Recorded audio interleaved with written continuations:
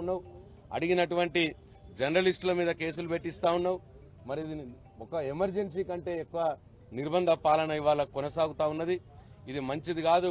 ముఖ్యమంత్రి రేవంత్ రెడ్డి ఇది ఎప్పుడు కూడా తెలంగాణ సమాజం హర్షించదు. ప్రజలంతా చూస్తా ఉన్నారు. మరి ఇవాళ జర్నలిస్టుల మీద కేసులు పెడతా ఉన్నారు, నాయకుల మీద కేసులు పెడతా ఉన్నారు, సోషల్ మీడియాలో ప్రశ్నిస్తున్నటువంటి పౌర సమాజం మీద కేసులు పెడతా ఉన్నారు.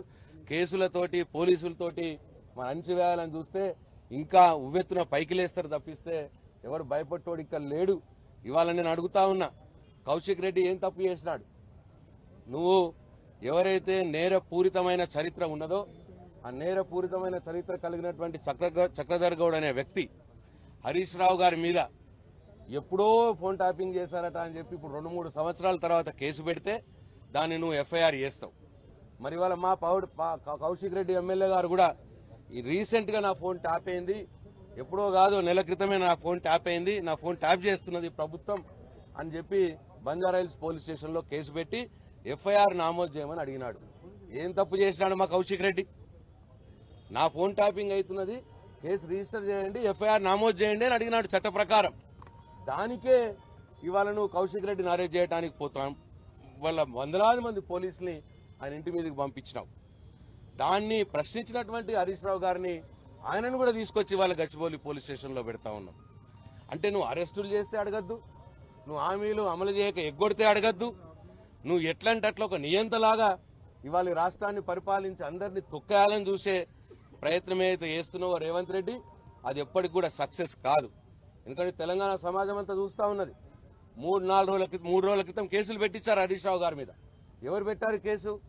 చక్రధర్ గౌడ్ అనే వ్యక్తి. ఆయన వెనకాల ఒక నేరపూరితమైన చరిత్ర కలిగినటువంటి వ్యక్తి. ఎప్పుడోనట ఆయన ఫోన్ ట్యాప్ చేయించాడంట హరీష్ రావు గారు.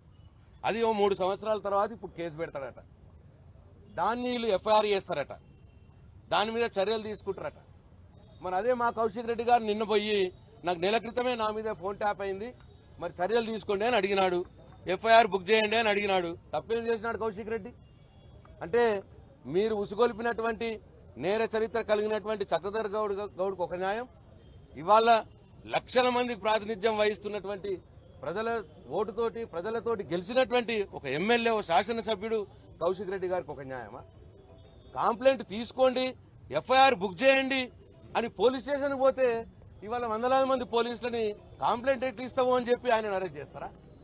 ఎట్లా అరెస్ట్ చేస్తున్నావు మా ఎమ్మెల్యేని అడిగితే హరీష్ రావు గారు మరి మంత్రిగా పనిచేసిన వ్యక్తి, తెలంగాణ ఉద్యమంలో పనిచేసిన వ్యక్తి, తెలంగాణ రాష్ట్ర సాధనలో కీలక భూమిక పోషించినటువంటి వ్యక్తి, ఇవాళ తెలంగాణ రాష్ట్రంలో అనేక అభివృద్ధి కార్యక్రమాల్లో ప్రత్యక్షంగా పాల్గొన్నటువంటి వ్యక్తి, గత 30 సంవత్సరాలుగా మరి ప్రజా జీవితంలో ఉన్నటువంటి వ్యక్తి, లక్షల మెజార్టీతోటి ఆయన నియోజకవర్గం నుంచి ప్రతిసారి మెజార్టీని పెంచుకుంటూ గెలుస్తున్నటువంటి వ్యక్తి.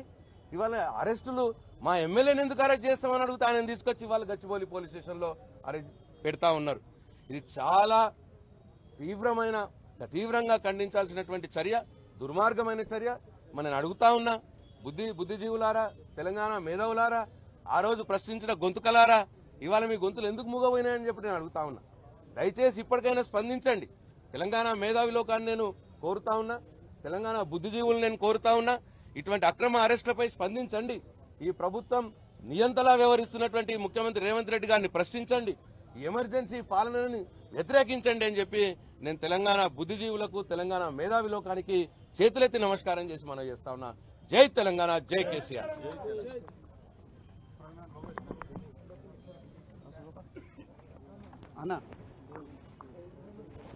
ఆడేం నడుస్తుంది? బంజారా అయిపోయింది, ఇంటికి పంపించారు.